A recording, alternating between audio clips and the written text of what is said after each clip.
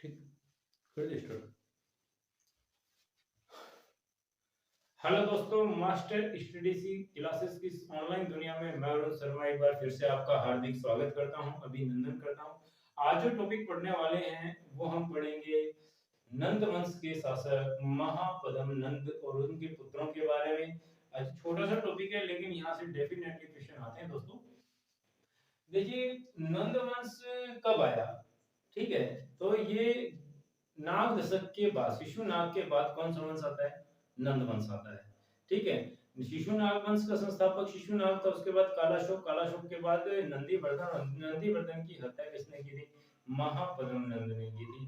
और उसके बाद कौन सा शासक आ जाता है आपका? घनानंद, महापद्म नंद आ जाता है। ठीक है, नंद वंश का संस्थापक। तो महापद्म नंद ने नंद वंश की स्थापना की।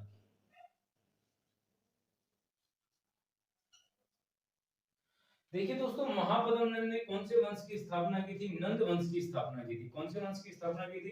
नंद वंश के संस्थापक कौन थे? महापद्म नंद थे। ठीक है, ये मगध के पहले गैर क्षत्रिय शासक थे। वेरी वेरी इंपॉर्टेंट, मगध का पहला गैर क्षत्रिय शासक कौन था? महापद्म नंद था। आपको याद रखना है, यदि गैर क्षत्रिय वंश पूछे, वंश की बात हो कि मगध का गैर क्षत्रिय वंश कौन सा था, पहला गैर क्षत्रिय वंश कौन सा था, तो नंद वंश। क्लियर है। यदि लेकिन बात हो किसी व्यक्ति विशेष की शासक की, तो पहला शासक कौन था जो गैर क्षत्रिय था अपना? वो कौन थे? महापद्म नंद थे। कौन थे? महापद्म नंद थे।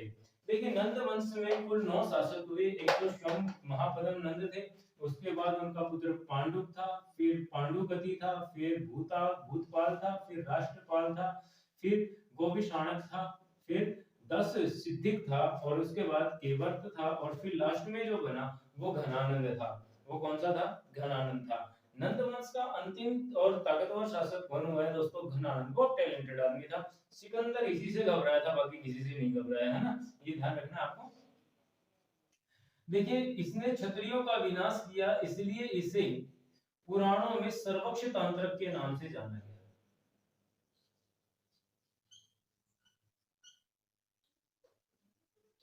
सर्वक्ष तांत्रक, इसे क्या कहा गया दोस्तों? सर्वक्ष तांत्रक। एग्जाम में क्वेश्चन पूछा जा सकता है कि सर्वक्ष तांत्रक किसे कहा जाता था, तो किसे कहा जाता था? महापद्म नंद को कहा जाता था। इसके बाद यदि आपसे पूछा जाए, इसे एक राट भी कहा जाता था। इसे क्या कहा जाता था मित्रों? इसे एक राट के नाम से भी जाना जाता था। किस नाम से जाना जाता था? एक राट के भी नाम से जाना जाता था। इसे दूसरा परशुराम भी कहते थे दोस्तों। क्या कहते थे? दूसरा परशुराम।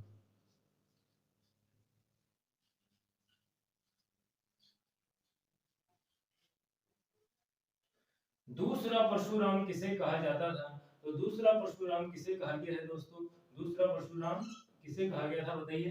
तो अपने जो महापद्म नंद थे उनको दूसरा परशुराम भी कहा गया था। इनके नाम ये याद रखना। इन्हें सर्वोच्च शासक भी कहा जाता था, एक राट भी कहा जाता था, और दूसरा परशुराम भी कहा जाता था।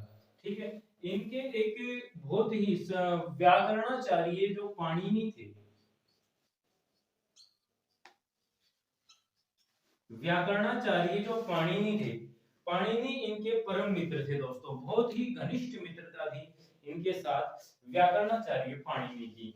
ठीक है, अष्टाध्यायी के जो लेखक हैं पाणिनि, वो इनके परम मित्र थे। सबसे घनिष्ठ मित्र कौन थे? संस्कृत व्याकरण के निर्माता पाणिनि इनके घनिष्ठ मित्र थे, बहुत ही निजी मित्र थे। क्लियर है? तो घनिष्ठ मित्र कौन थे इनके? पाणिनि थे दोस्तों। कौन थे? पाणिनि थे। आपको याद हो जाएगा।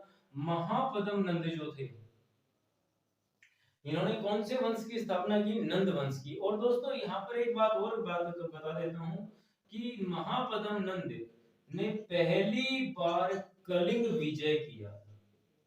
देखिए, कलिंग विजय, अशोक के बारे में क्वेश्चन आता है कि कलिंग का युद्ध अशोक ने कब किया? 261 ईस्वी पूर्व। लेकिन सबसे पहले कलिंग पर अधिकार किसने किया था?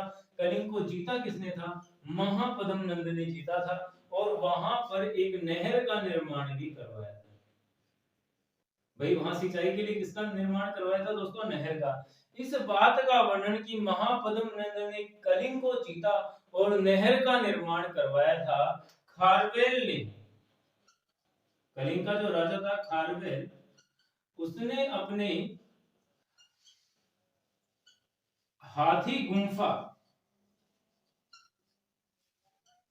उसने अपने हाथी गुम्फा अभिलेख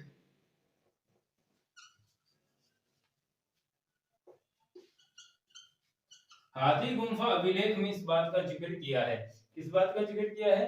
हाथी गुम्फा अभिलेख में इस बात का जिक्र किया है। क्लियर हो गया?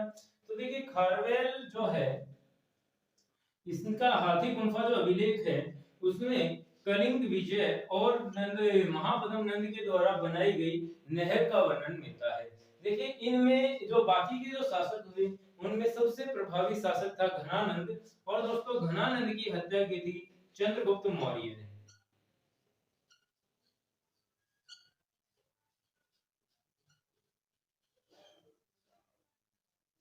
घनानंद की हत्या किसके द्वारा की गई थी? चंद्रगुप्त मौर्य के द्वारा घनानंद की हत्या की गई थी। चंद्रगुप्त मौर्य के गुरु कौन थे? चाणक्य थे।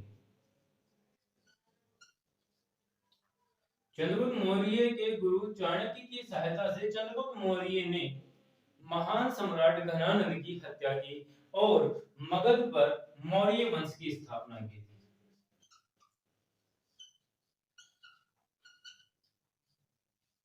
कौन से वंश की स्थापना की थी? मौर्य वंश की स्थापना की थी। तो ये आपके बारे में मैंने एक बार रिपीट कर देता हूँ, पहले कर देता हूँ जहां से क्वेश्चन आता है आपसे पूछा जाएगा कि नंद वंश का संस्थापक कौन था? महापद्म नंद। नंद वंश में कुल कितने शासक हुए? तो कुल 9 शासक हुए। 9 के ना देखो महापद्म नंद एक हो गया, 8 के मैंने यहाँ पर नाम लिख रखे। अंतिम शासक कौन था? घनानंद था। ठीक है, महापद्म नंद को क्या कहा जाता है? सर्वोच्च तांत्रिक, एक राट, दूसरा परशुराम कहा जाता है। ठीक है, महापद्म नंद के परम मित्र कौन थे? पाणिनि। और पाणिनि किसकी रचना की थी? अष्टाध्यायी नामक संस्कृत व्याकरण के रचनाकार कौन थे? पाणिनि थे। ठीक है, तो महापद्म नंद ने सबसे पहले कलिंग विजय की थी और उस समय उसने नहर का निर्माण किया गया था। इस बात का वर्णन खारवेल के हाथी गुम्फा अभिलेख से प्राप्त होता है।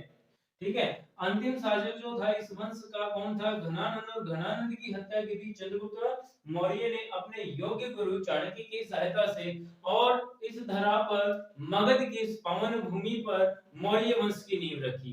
तो इसी के साथ कल हम पढ़ेंगे मौर्य वंश। तब तक के लिए जय हिंद, जय भारत।